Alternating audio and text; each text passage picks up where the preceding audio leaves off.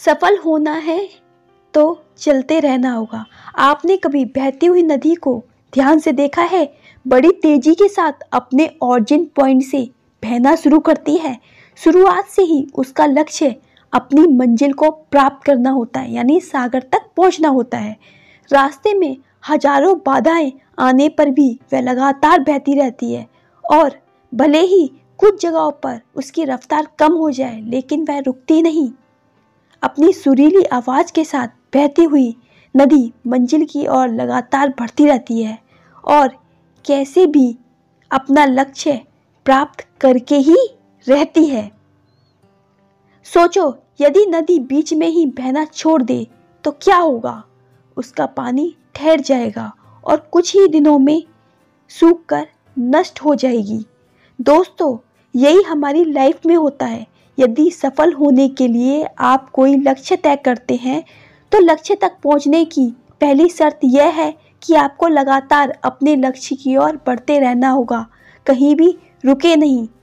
असफलता आए तब भी नहीं रुकना। अपने मनपसंद लक्ष्य तक पहुंचना आसान कार्य नहीं होता। यदि आसान होता तो आज दुनिया के सभी लोग सफल होते। सफलता के रास्ते में बहुत सी बाधाएं सामने मुंह फैलाए खड़ी मिलती हैं। यह बाधाएं हमें रोकने की पूरी कोशिश करती हैं।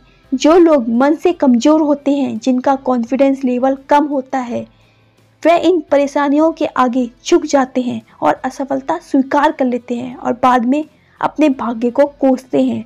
लेकिन आप जैसे वीर लोग इन परेशानियों का सीना तान कर सामना करते हैं। भले ही टारगेट तक पहुंचने की स्पीड कुछ समय के लिए कमी आ जाए, लेकिन रुकते कभी नहीं हैं और जो रुकते नहीं वे अपनी मंजिल तक पहुंचने से उसे अपनी मंजिल तक पहुंचने से कोई भी नहीं रोक सकता। ध्यान रखिए, लक्ष्य तक पहुंचने के लिए लगातार चलते रहना पहली शर्त है।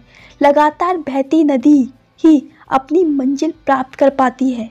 समय हमेशा चलता रहता है, इसलिए दुनिया का हर इंसान समय का गुलाम है।